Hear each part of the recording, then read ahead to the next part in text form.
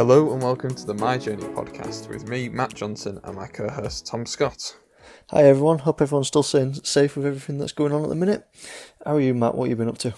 Yeah, I'm good, thanks. This last couple of weeks since we last spoke, I've just been doing a lot of prep work, really. These next couple of weeks are quite busy for me in terms of things to talk about. I've got a couple of webinars coming up, one for a local company, quite well known, big local company called APD. And then I'm also doing a session for the local talent network, which is run by like a big regional marketing company called Bondholders. So I've got both of them. And then I've also got my own session, which I'm running, which we spoke about at the end of the last podcast, the introduction to social media for small businesses as part of Social Media Club. So yeah, it's just been prepping for them really the last week or two. The presentations I've already got, but they needed adapting. And once I started getting into the adapting, it became a bigger wormhole than I thought it was going to be. But yeah, it's been an all right couple of weeks, I think. Nice. I don't know about yourself, but kind of just when people say this is the new normal, it does just feel like that. This is just the new normal now. How has it been for you? Honestly, at the minute, I feel like I'm just on holiday. Yeah. I got furloughed last week or week before now. So I've just been, every day has felt like a Saturday. All right. So it's been all right, just trying to keep on top of things, really, doing little bits around the house, staying on top of fitness. I ran my first ever half marathon the other day. All right, wow. Yeah, I for some reason decided to do a route that had loads of hills in it, because why not? But I was happy with it. I'm just suffering a bit now from the back of it with a few little niggles and stuff. But yeah. And how are you finding the further life? Is it like, are you keeping motivated? Are you still cracking on with some bits, or are you struggling from that point of view? Personally, I'm really liking it. I know a lot of people are struggling with it, but I'm trying to make sure I'm doing bits of exercise each day. I'm doing little bits of either some of my accounting work or just a few little personal projects I want to stay on top with. Just staying in touch with people as well, really. Yeah. But no, I'm definitely feeling very positive about it. And are you able to still study for your exams and stuff like that, or is that classed as work? No, I can do all my studying and everything, which is good because the time period I'm in at the minute, I technically wouldn't be learning the subject they're learning now because I've already done it previously. Yeah. So it means I can get a good jump start on the next exam. Right. Basically, I can do all the learning myself now, and then whenever it is that we get back to full learning in a classroom, it'll be the next subject. So I can do all the classroom learning of it as well, and then a bit of studying before the exam. So nice. Fingers crossed for this one. Yeah, definitely. Yeah. As long as things are all still ticking along and going to plan, then that's all good news.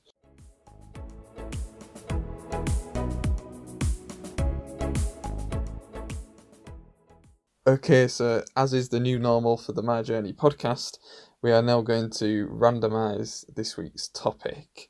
So I've got my list of topics up, I've got the random number generator up. Let me just click generate. Okay, so that's number 3 on our list, which is best job. So for this, we're going to discuss the best job we've ever had, which is an interesting topic because obviously I would say we're very much at the beginning of our careers. But yeah, it'd be interesting to know, just off the top of your head, Tom, when you hear that question, best job, what's the best job you've had? What springs to mind? See, camp comes to mind straight away. Yeah. Yeah. The more I think about it, the more it does split between camp and my previous job. But yeah, I think because camp on a whole wasn't just the job itself, it was the whole experience. Yes. Yeah. So that really, really brings it out. And I know that like camp was something you've wanted to do. Like that was like, both the first time and the second time you went, it was something you've really been like working towards and looking forward to. So yeah, well, the thing is as well, it's completely life changing. Yeah. Just I'd like to see myself as I am now if I hadn't been to camp the past 2 times. Yeah, yeah. I think it's just be completely different from just the different things, learning to all like new friends, new people, just the amount. I don't know, just the amount of experiences that you get to do. Because obviously with that, I did all the traveling around America afterwards as well. Yeah. So yeah, it definitely brought a lot. And we've spoke about it a lot before, but the confidence side of things. Yeah. To stand up in front of 100 odd people you've never met before, to do stupid little acts or dances or whatever, and then repeat that again in front of like 200 or 300 kids, and yeah, it definitely brings something different out of you. So I know, like, obviously you could talk for hours about camp, but just like briefly for like people who maybe aren't sure what camp is and what it entails, do you mind just like explaining that? Like, you're probably the best place to explain Yeah, that. yeah, not a problem. So it does differ quite a lot, but the main thing here is you kind of have to get in touch with some form of sponsor. Um, they then approve your sponsorship basically, so you have to get a visa at the embassy down in London, and then you spend your entire summer over in America. Okay. A few different roles you can go for. One of the main ones is like a counsellor. So the way it worked at my camp is there'd be 2 counsellors per cabin with 8 kids. You'd then do a range of activities from all different waterfront sort of things to like outdoor pursuit stuff I did. So you got all your climbing walls, zip lines. Then you have all your arts and crafts, cooking, music, just everything really. And then the kids kind of come on a rotational basis throughout the summer. Right. But you get people from all over the world going out and doing it. Because you can, as well as doing that, you can go as like slightly higher up roles or like maintenance or cooking staff basically. So that's basically what it is. It normally runs for around 10 or 12 weeks, depending on where you go. Right. Okay. The main beauty of it though is each camp is completely different. Oh, right. Okay. Same core values, but like because you can have some that are specifically sports camps or drama camps or all girls, all boys, and Yeah. obviously that brings to it new challenges.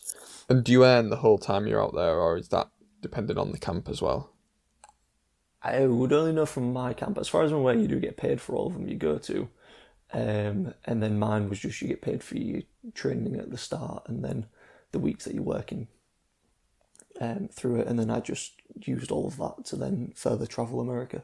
So you've mentioned obviously confidence as something that you said you like gained while you were there, but were there any like particular skills that you gained that you now use in your current job? Because obviously like you're working within accounts and you're doing an apprenticeship for accountancy and things like that, which seems a world away from what camp is. But do you see any transferable skills there? I'd definitely say so because one of the role I did was classed as like outdoor pursuit director. So there was a few of us, but then we also had counsellors as well. Yeah. So there was a lot of times when we was training them at the start of summer and also training other people through different roles. But because you're more helping on the running of day-to-day side of camp, it helps more with the bigger picture thinking and all the planning as well. Yeah. But I'd definitely say just you're working in a team on such a large scale, and I know in offices you can be in big offices, but it's that thing of not only are you now dealing with people from different backgrounds, different areas of like your country as you would do here, like there because it was so many different nationalities. It was finding how you could work with all of that and just you're basically learning that what you're doing is purely for the kids' enjoyment. It's like you're there to have a good time, but it's for the kids. So you're so dedicated on that you find your working habits kind of change if you need to work better with other people. Yeah. Yeah, definitely. So it's good to see that you've got them from an experience that, like I say, seems a complete world away from where you are now. There are still threads that run through them, but that's good to, to hear. Definitely bits that you can pick up. It's even the little things that you see of because you are the people that you're working with. You're also living with.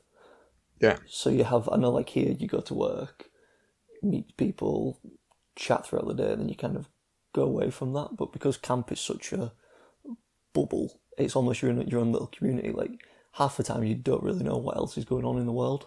Yeah. Like unless it's to do with being in camp, it doesn't particularly matter.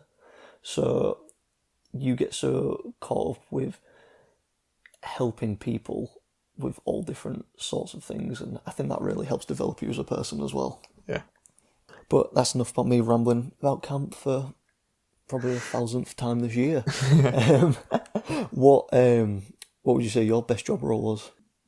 I would have to say, like, there's elements of what I do now that I absolutely love. I'm not quite where I want to be with it all, but I appreciate, like, there's a bit more of a journey to it. There's a bit, like, it's going to take me longer to get there. And obviously, like, the freedom and the ability to do different, like, projects and stuff like that, I love. But in terms of actual jobs, like, real jobs, proper jobs, the time I spent at Hull 2017 was by far the best job I've ever had. Like, the responsibility I got there was like managing projects worth £30,000 up to that value. Led on things that, like, Radio 1's Big Weekend, I led on the marketing from our point of view on that. Like, just opportunities like that. I was going back to university on a couple of times to speak to other people, how their placement were going. And some of them were, like, making the team, making stuff like that. And, like, I was just like, I've been there for years at Hull 2017 and I got so many opportunities. And it was just so good to, like, be amongst that kind of environment. Yeah. And work on a project that meant so much to not just me, but everyone there in the city. Like, to see, you just saw the real world impact of what you were doing. Like, you worked on a project, you saw it come to light, and then you actually saw the impact, and not just analytics on a spreadsheet. You actually saw the impact on people at the end of it. Yeah. Did you think about so when you first started out, when you was basically getting into it all, did you think about seeing that impact, or was that not front of your mind? No, I remember when 2017 first got announced, and I was like sat at home, and I was like, hang on a second, that will line up with my placement year if I do a placement year at uni. Now, considering that was like in 2013, I was thinking quite a bit ahead. Yeah. And I never really thought it was going to happen, then it did. And I used to think that'll be so good because I'll get to work on all these amazing projects and get to see all these amazing shows. And I was convinced Radio 1's Big Weekend was coming before I even joined the company, because it just, the way Radio 1's Big Weekend worked, it had to come to Hull. Like, I'd worked it out and everything. And I was just like, it'll be so good. I'll get tickets to Radio 1's Big Weekend. And it was more like what I would get from it, like, as an individual. But then when you're actually there, one of the projects we managed, like, I ever saw, was a mental health and well-being campaign where we couldn't mention the words mental health or well-being. And actually that wasn't a big show, that wasn't a big act, that wasn't a big, glitzy front row VIP ticket or anything like that. But it was one of the best things I worked on, because you actually saw the impact it was having. We got a group called Men in Sheds, who's like retired blokes who, for isolation and reasons like that, go to this like hut and work on projects like making a charity bench, or charities will come to them with a project that they want making and they'll do it. Yeah. And we took them for a Zumba class, and none of them knew what was happening. None of them knew it was going to happen, apart from like the leader who was organising it all.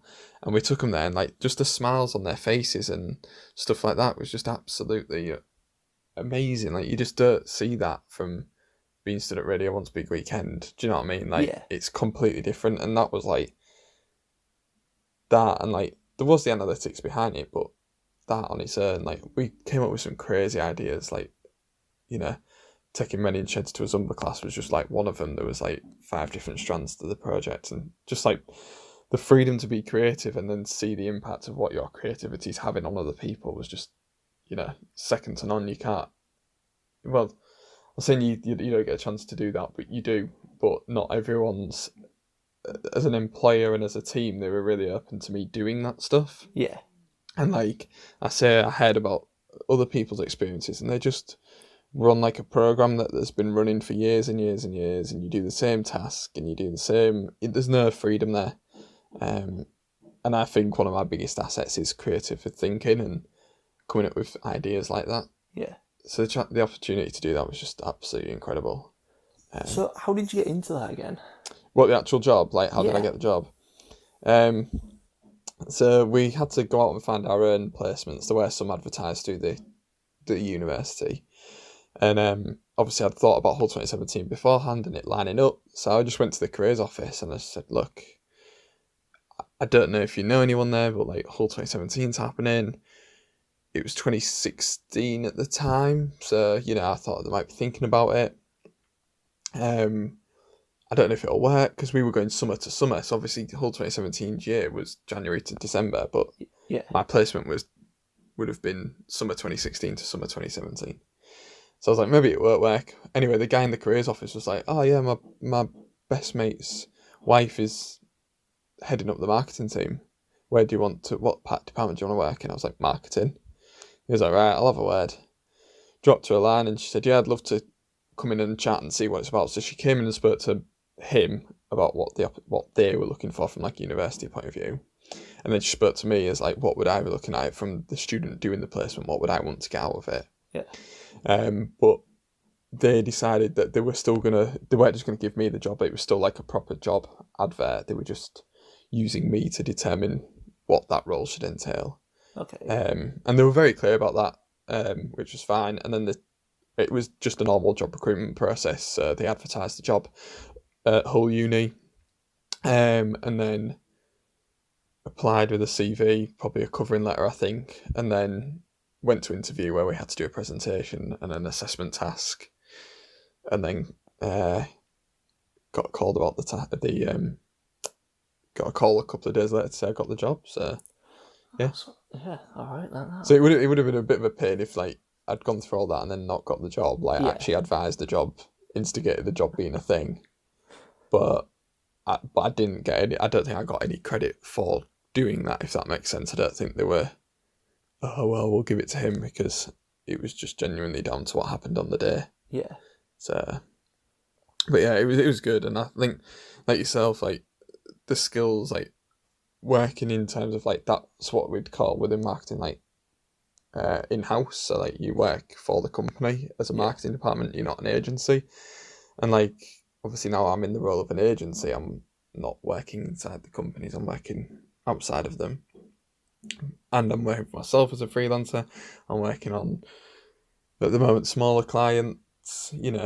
Like a lot of what I learn is still applicable to what I do now. Yeah.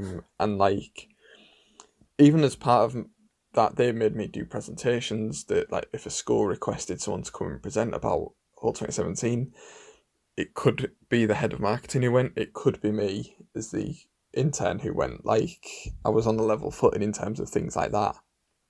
So like that confidence, standing up in front of people, talking about it, being quizzed on it, because obviously there was a lot of negative reaction in the beginning. I didn't get too much of it, but you know what I mean? There were a few people like, but has it really worked? Or I haven't seen anything, or, that kind of thing. You'd have to deal with that and just build you up a bit. I think like that confidence to stand in front of people and take them questions is definitely. You can't learn that without being in situations. Is what I say. Like the placement year is like such a good opportunity at university because you learn all the theory around, especially for marketing, all the theory, but then you go, not only do you apply that theory in real world and see how it actually works, you also learn all these other skills that you just don't get at university in the little bubble that you're in. Yeah. Oh yeah, you definitely. You always need that nice little balance, which that's kind of why I love the whole apprenticeship route, because you do get that. You get the theory and the hands-on approach all in one, like all the way through it. And like as well, like within your role now, like in terms of accountancy, like we said, it's completely different to being in camp, and like that in itself will have given you opportunities to try skills that you might not use in your current role, but you might need them in 3 or 4 years for another role when you may be leading a team or something like that. Definitely. And having had that experience that you wouldn't have had if you hadn't have gone to camp, I led them projects. I wouldn't have. Leading a project at university is completely different to leading a project in the real world where there's real money and real outcomes depending on it. And I've done that, and that's why I feel confident doing my freelancing, because I've I've been accountable for that kind of thing. I've had that responsibility, and I think there's two ways of looking at best job, and I know that on our long list we've got like a thing about the plans for the future and stuff like that. But I think a best job isn't just like working on stuff you enjoy.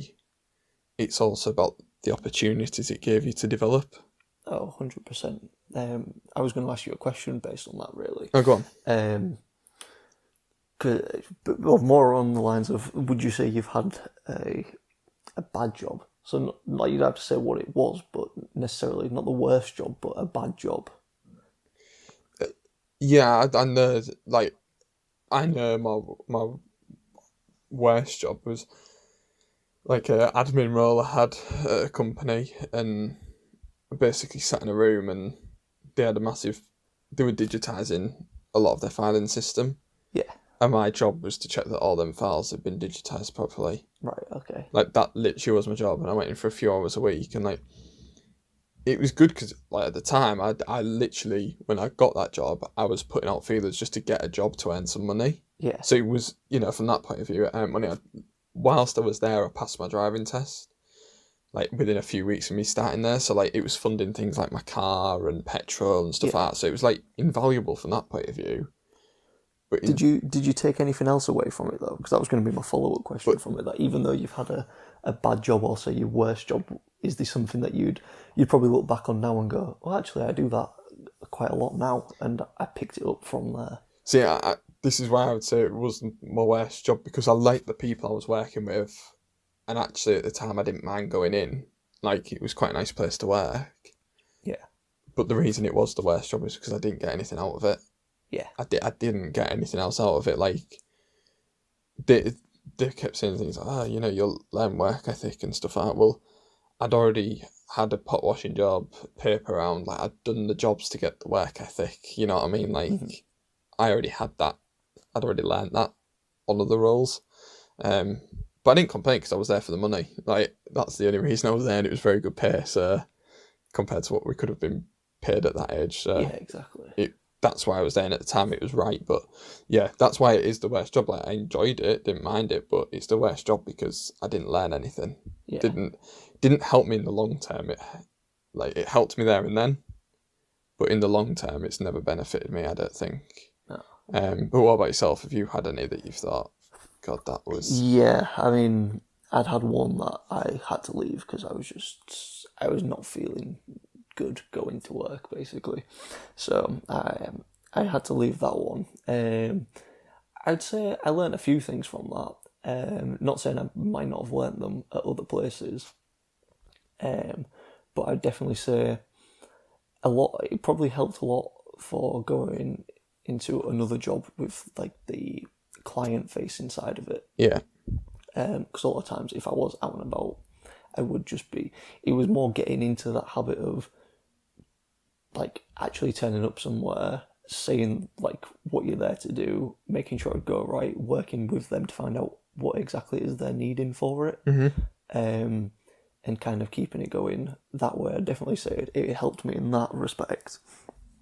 But yeah, that was definitely I mean, it's one of the things. Majority of people, great. You just there's bits that just don't sit well with you. So yeah, that was definitely time to go. But again, that was a blessing in disguise, that one, because the time I left that made me go back to the college I was at then, who then put me forward that week for another interview, which was my previous job to this one, and I was there for 5 or 6 years. Right. Okay. And that was, I would say, UK working wise, I'd say that was my best job there, just for what I learned, the actual job I was doing, and the people that I met. Like, definitely 2 of the people that I met from there, I still talk to pretty much every day, and yeah, like consider closest friends. So I think that's another thing as well. Like, the community you're working in and stuff like that. Like, I still speak to quite a few people from Hull 2017, and we all say like, we're never going to recreate that. It's never going to be the same. Like, yeah, everyone seemed to be on the same page. Everyone seemed to be so positive, and it was just like a friendly place where it was stressful at times, don't get me wrong, that's the nature of the job. But like in terms of a group of people, it seems really good. Like obviously you've got a few people who don't get on in a team that size. It's always going to happen. But on the whole, like I loved it. I made some great friends there that I still speak to, and it's just one of those things that factors in as well, like how good the workplace is. Yeah. Obviously factors in. But it's interesting that both of our favourite jobs, just like thinking of this on like a whole, have been like the kind of roles that I think other people would be interested in asking us about. So if you look through my CV, I think like the one where people go, oh, what was that like? Is the whole 2017 job. Yeah. And if someone looked through your CV and went, oh, what was that like? It would probably be the camp. Like it's the one that probably is the most interesting to people outside of our own careers. Is the one definitely. That's actually been the best job as well. Yeah.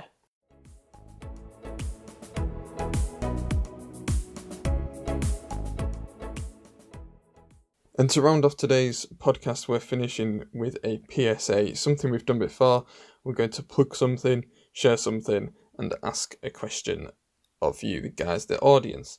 So I'm in charge of the plug and the share this time around. So the plug is going to be my webinar and the resulting social media club off the back of that. I talked about it last time on the pod, sorry.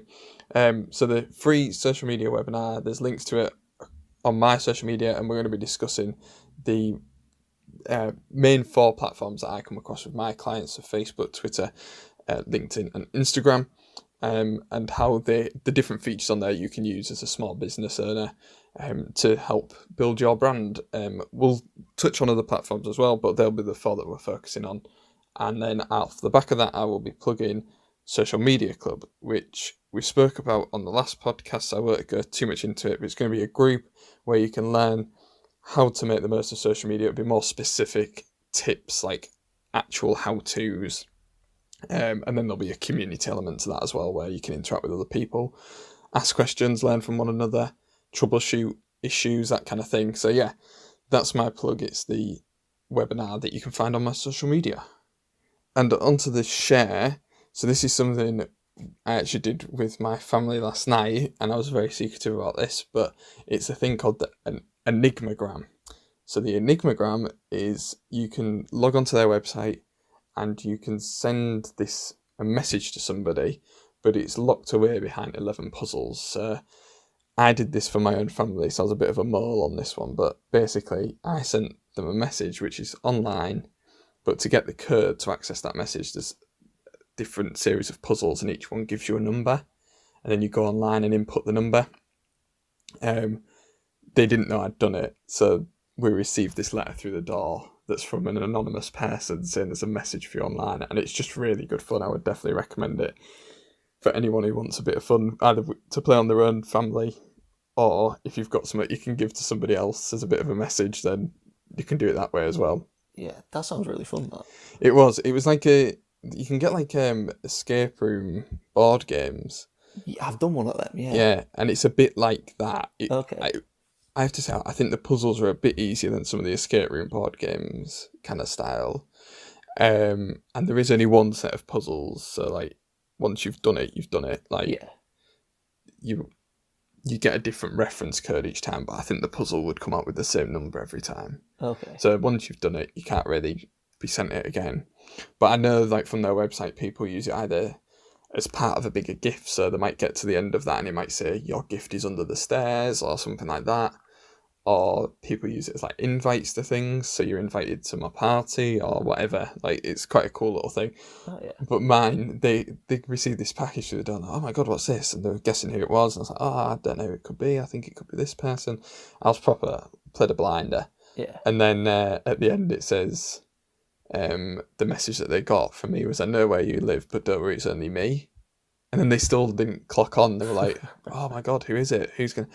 And I was going like, oh yeah, who would have spent money on us? Like, because obviously it costs to send this thing, and like, oh my god. And then I just like kind of sat quietly for ages, and then Mum just looked at me and was like, is it you? Like, yes, of course it's me. But it took up like a good hour and a half after tea, so it was a good, decent little thing. But yeah, I'd definitely plug it, Enigmagram. It's a great little thing. I'll have to have a look at that. Yeah.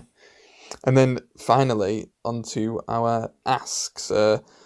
A question, Tom, for the audience. What do we want to ask them this time? I want to know what people have been buying during lockdown. Okay. So what have you been buying? That's a good place to start. What have you been buying, Tom? Well, Apple Watch and AirPods turned up yesterday. Oh, nice. New gadgets. Always love it.